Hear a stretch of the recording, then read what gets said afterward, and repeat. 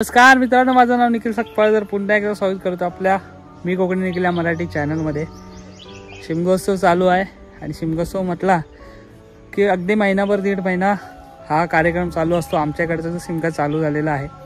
प्रत्येक गावात प्रत्येक क्षेत्रात गावची ग्रामदैवता ही प्रत्येकाच्या घरी घर घेण्यासाठी, नवसाला पावण्यासाठी आणि सर्व भक्तांना दर्शन देण्यासाठी फिरत असते.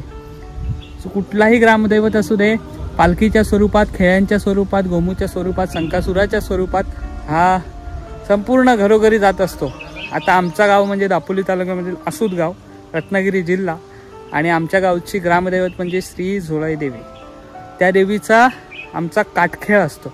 काटखेळ हा एक जुनी परंपरा आहे. छत्रपती शिवाजी महाराजांच्या पूर्वपार काळापासून आलेली ही परंपरा आहे. काटखेळ आमच्या देवाची ग्रामदेवतेची पालखी नाही तर काटखेळ आहे. काटखेळाच्या स्वरूपात देव आमच्या अंगणी येतो, दर्शन देतो सर्वांना, आणि देव आमच्या अंगणात येऊन खेळतो आणि सगळ्यांना दर्शन देतो. काटखेळ म्हणजे काय तर जुनी परंपरा आहे, ती तुमच्यापर्यंत आज दाखवणार आहे. दरवर्षी दाखवतो आणि अभिमानाने सांगतो आमच्याकडचा काटखेळ हा खूप सुंदर असतो. काही ठिकाणी आमच्या क्षेत्रात दापोली तालुक्यात, गुहागर तालुक्यात काटखेळ हा खेळला जातो किंवा काटखेळ असतो. पण आमच्या तालुक्यातला सुद्धा आसूद गावामधला काटखेळ हा तुम्हाला बघायला भेटणार आहे. आणि आमच्या घरी सुद्धा आज देव येणार आहे. मजा असणार आहे, ती बघूया आजचा काटखेळ कसा असतो. सोबत आमच्या गावची सोंडकी आहेत, दादा पण, रोहन, वेदान, अभिषेक, सगळ्यांना सुट्टी आहे. आणि मेन म्हणजे यांनी मला चावलेला आहे. या कुत्रा म्हणजे माझा रेकॉर्ड मोडलेला आहे. एक साप चावून झालेला आहे, दुसरा विंचू चावून झालेला आहे, तिसरा कुत्रा चावून झालेला आहे. तो हाच होता. तर माझी चुकी होती, त्याची काही चुकी नाही. मी मोबाईलवर बघता होतो, त्याच्या पोटावर दिला पाय, त्यांनी धचका धरला आणि नुसता रक्त काढलं त्यांनी. आजा पण आला. आगा मस्त आहे ना. दुसऱ्या म्हणाले घ्यायला आला बाई. काय मी न्यायला आलो तुम्हाला. कुठला हा सकपाळांचं आगमन आजच झालंय. स्वागत आहे आमच्या वाडीत.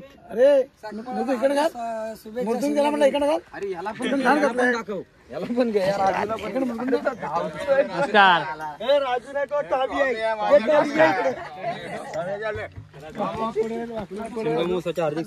तुम्हाला पण चला. नमस्कार. कधी आलास? मी आलो तसं आजोबांचं कार्य वगैरे होतं ना, म्हणून येत होतो.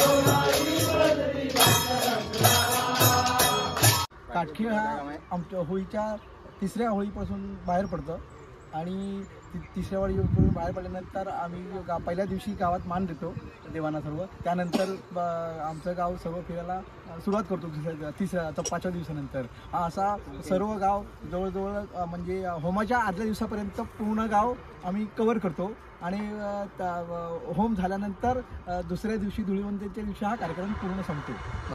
हा जो काटखेळ आहे म्हणजे काठीचा हा खेळ आहे म्हणून त्याला काटखेळ म्हणतात. तो फाल्गुन शुद्ध पंचमीला पहिल्या दिवशी होळी लागते. होळी लागल्यानंतर तिसऱ्या दिवशी सालाबादप्रमाणे जशी रूढ चालत आली त्याप्रमाणे तिसऱ्या होळीला आई झोळाईचा उत्सव सुरू खऱ्या अर्थाने उत्सव सुरू होतो. मगाशी सांगितल्याप्रमाणे गावातल्या मुख्य देवतांना हा मान असतो आणि त्याच्या दुसऱ्या दिवसापासून गाव भेट म्हणजे गावाची सीमा ओळखायला लागते. म्हणून आपल्या आतून गावाच्या शेजारी असणारे आंबोली गाव त्या आंबोली गावात प्रवेश करतो. त्याच्यानंतर सगळ्या गावात घरपडची वेळापत्रकाप्रमाणे सुरुवात होते. प्रत्येक वाडीवर हा खेळ चालतो आणि धुलीवंदन दिवशी याची समाप्ती होते. अच्छा, काटखेळामध्ये फक्त वरिष्ठ मंडळी आहेत की नवीन पिढी सुद्धा आहे आता? नाही, तसं काय ना. आपण बघितलं तर मला वाटतं 18 वयोगटापासून अगदी 60-70च्या वयोगटातली पुरुष सुद्धा याच्यामध्ये समाविष्ट आहेत. ओके, म्हणजे आताची नवीन पिढी सुद्धा याच्यामध्ये ही परंपरा चालवते. हो, नक्कीच.